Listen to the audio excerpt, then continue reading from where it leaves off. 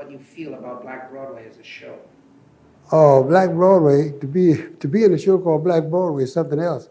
That's like being in the show called Ziegfeld Follies, which was very happy days of my life. I shall never forget that. And I don't know how I'll ever forget Black Broadway either. It was a good show. The people are so nice. And when I see dancers dance, as of today, since I can't dance, it just makes me think about what they are missing that they can't find, which is very interesting to me, because the dancers today don't have the creation for steps as I had in the days going by, because I guess they got their minds on too many things in the future. I wouldn't know how it happened, but that's the way it goes.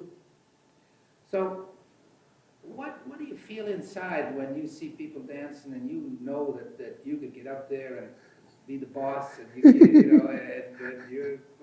I just feel good to know somebody's got the idea to do it in the way that Gregory Hines does his, which is very interesting. He reminds me of the Berry Brothers when they're coming along in the years gone by, how the Berry Brothers used to create in their turns and steps and struts. I used to like them and watch them very much. And then I had Tom Petricola, had Jack Donahue, then we had Fred Astaire, Eleanor Powell, and all the dancers I've come in contact with, which was very interesting. And when I see these boys today, I get on down to where Cookie dances and Bubba Gaines. No, Bubba Hines. Bubba Gaines. Bubba Gaines, is that his name? Bubba Gaines. Bubba Gaines, that's it. When I get out to Bubba Gaines, I say, he with his rope dance, that's something I never could do. I could jump rope, but I couldn't dance jump rope.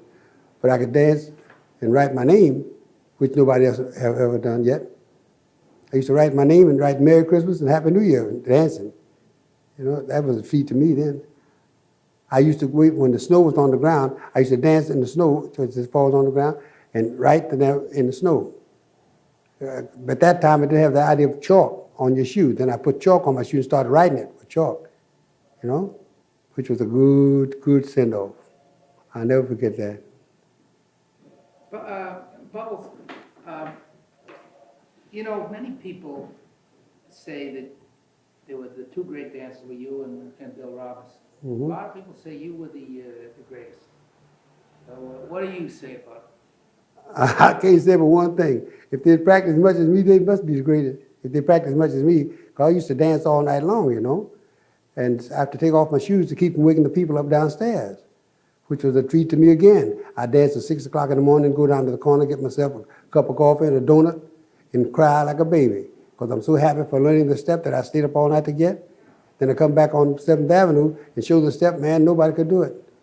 And I feel great to know that these dancers come along and they think they're going to be great dancers, but they don't put no time in to learn or teach themselves, There's very few people that know how to improvise on steps and create. When I was about so high, Mother said I used to cry for her to put taps on my shoes. And then every time she'd ask me why, I would tell her this was my reply. I want to dance wherever there's people who are happy and laughing, so I'd like to see them smile. And they can hear the sound of my feet, that would make them smile more. I say, you don't need no taps to go to Harlem, you don't need no taps to go to Spain. And I do a song like that and do the Low Down, another one, Spanish Town, which are very good songs, very good dances to go with it, I was just going to open up a school called AFFIT, American Federation for Improving Talent, when I got this stroke. I got everything all set up for it and everything, and then I got the stroke, I couldn't go no further. But I still got the place. But dancing and this show is something else. Black Broadway? I'm so glad you thought of it. I don't know what to do. It gives me a new lease on life. You give a lot of people a new lease on life. I'd say just being there. Who influenced him when he started? What'd you say? Who influenced you when you first started dancing? Who helped you create your own style? My desire had helped create it. Because I was working at the Audubon Theater at 168th Street and Broadway at the time my voice cracked rather, and I couldn't hit the high note that I generally hit. I hit it and slid off of it.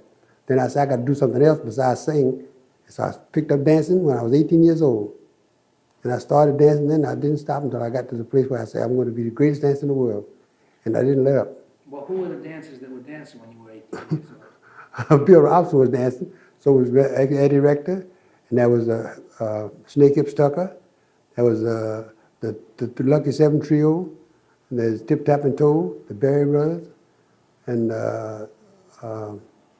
Maxie McCree, and Tom Patricola, and Eleanor Powell. And I was about, I guess, 16 or 17, no, I was 18 years old when Eleanor Powell's mother brought her backstage in Providence for me to teach her a few steps. And she was a little girl. Mm-hmm. How did George Gershwin happen to write the part Porgy in Porgy and Bess? How did he happen to have you in mind? So say, when George Gershwin asked me, When George Gershwin decided he would like me to go in his show, he came and asked my manager at the time, and my manager told him, sure, what do you want to do? And he wanted to take me without my partner, but I wouldn't go. He had to take Buck also. Because if the show wasn't a success, you see, I wouldn't have nothing to work with. And Buck and I had been together for over 35 years at that time. So he put Buck into doing Mingo, and he put me in the show, and he took me to his apartment to teach me the song in his apartment himself, so I'd be sure I'd get it. And he was quite pleased. I never forget, he was so pleased the man wanted to throw me out because I couldn't get in on the right note in the beginning of the rehearsal. And he said, throw him out, throw him out. Gershwin come down there, I said, throw him out. We can't throw him out, he's a black Toscanini. I said, hmm. And when Gershwin went back to the back of the theater, and Mr. Alexander Small picked up the baton to lead the orchestra, I stepped with my foot over the footlights and said, Mr. Smallins, if I had the way that you conduct, I'd be a millionaire. So from then on, they thought about me being able to do the show. I did everybody's part, which was interesting. I used to do Jake, and I used to do the crawfish man, and the strawberry woman, Helen Dowdy. I used to strawberries, strawberries, they go fresh and fine, they just often divine, strawberries. And I used to do Porgy's part too. Oh, Bess, it's hot in here. Let me sit out with you in the cool.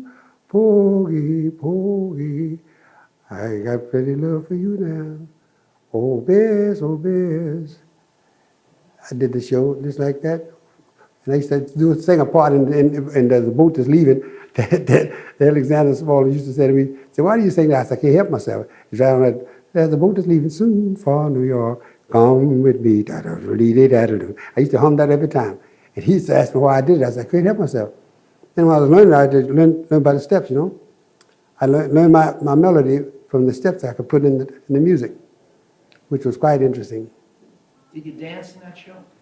No. Just a second, I just want to wipe them off because they don't look so good. Ethel Waters.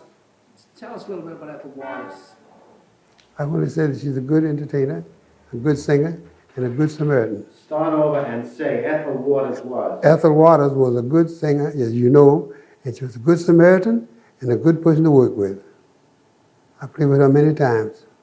Sorry I had to kill her in the picture, but that's the way it went, you know. I had to kill Rochester too, you know. He took my girl from it, which was Lena Horne, and my partner was a Western Union boy. He brought the telegram where Rochester had hit the sweepstakes, and he took the money and took Lena Horne out for a big time. So Ethel Waters was looking for Rochester because Rochester was her husband. And while she was looking for Rochester, we found that he was with Lena Horne. So when he was with Lena Horne, I said, I tried to wash him away. But I still tried to make Ethel Waters fall in love with me before she got back to him. But she couldn't pay me no attention. Did you know Florence Mills? Oh, no. Didn't get a chance to know her. She just left us when we came to New York. She just passed away. Was there much jealousy between you and Bill Robinson? No, I wasn't playing while he was playing. There was no jealousy to be because of the fact that I could sing and dance, and he couldn't sing, but he could dance. That's why there was no jealousy. And I would never do his steps. I'd only do my own steps, you know. But I was at the McVickers Theater in Chicago one day, and they had a stool, one of the highest bar stools, down in the pit, and I danced up on the stool, got on stage, come back down. He started looking for me with a gun, And my partner coming to me and said, Bill Roberts looking for you. I said, what for? About that staircase you did on the chair? I said, is he really? Well, let him find me because I'm right over here. But I couldn't to find him, and he wasn't looking for me really at all. It was just his out there bluffing, you know. He's a good guy. He didn't mean no harm. Just didn't know what he should do. Poor fella. I can always marvel at Fanny Robinson, how well she had trained him to do what he does, to try to help him save his money, stop him from gambling. He didn't drink nothing, but she would always look after him. And that's why I guess why they separated, because he would do the things he should do where she was concerned, because she was a lovely woman. Wasn't for her, he wouldn't be nowhere. God rest his soul.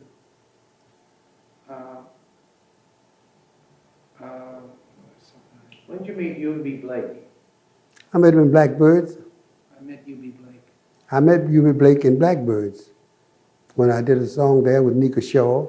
At the same time, Ethel Waters and Bill Bailey was in the show, and the Bear Brothers. And I did the song called Lucky to Me. I guess you've heard that. Whenever you're near, all my fears disappear, dear. It's plain as can be. You're lucky to me. My only luck charms are your two loving arms. Anybody can see.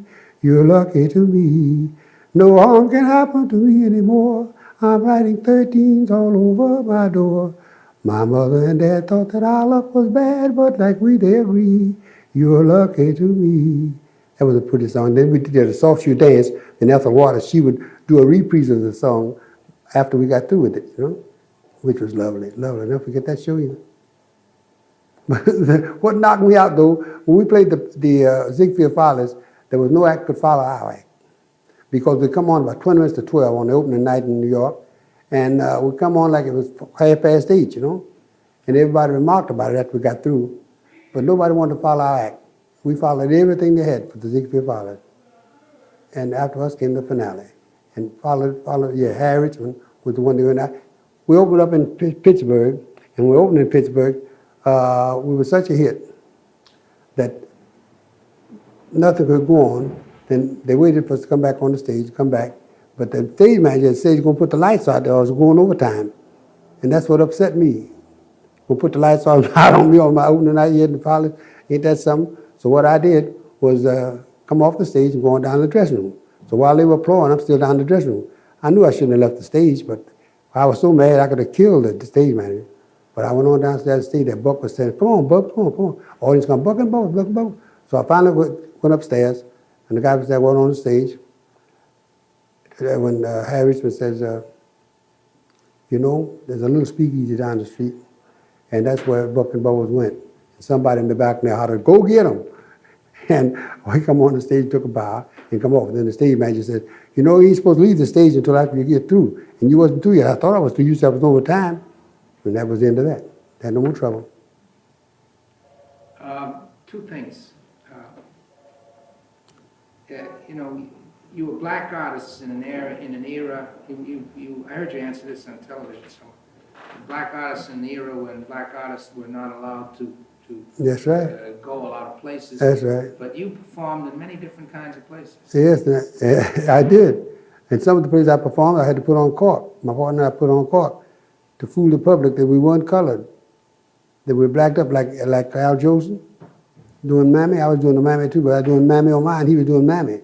See the difference between the two songs? I was singing a song for my mother down south, and he was singing this plain old Mammy song, you know, which was terrific.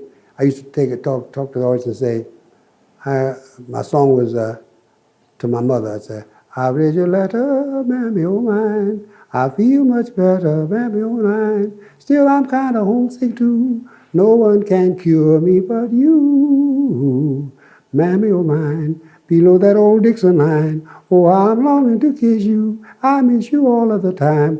I kiss your picture each night, and I read all the letters you write, for they remind me of days of long ago. Oh, Lordy, how I'd like to be with you when I'm alone. And I'd step back. My thoughts go wandering home. Then I start thinking of you, Mama, and tell you, I'm feeling so blue, I want to cry. Now I know why Daddy used to say, the good Lord, he blessed us. But when he gave us you, Mammy, Mammy, you're the bestest little angel divine. You're wonderful, Mammy. Oh, My why, that knocked the violin down. Then I sang Ailey, Ailey, you know, behind that. Those were the days. And the manager of the theater didn't want no Negroes in the theater, especially on the stage. He told my manager, he said, take them out. We don't want them. They're going on the mic. I take them out. My manager got mad and said, you go back out in front of the manager of the theater. Said, I'll do this, take care of my act. So he brought us on the stage doing his act. And I thought about that manager not wanting us in the theater, and that song, Mammy O' Mine, hit like a glove to my heart feeling, you know. So when he said, tell the audience about the letter you got from your mother, then I sing a song, you know. Then after the show was over, biggest hit in 7 years, the manager come backstage, where's those two colored boys? I said, and they locked us in the dressing room so we wouldn't leave. So we stayed in the dressing room, and I never forget that, as long as they live.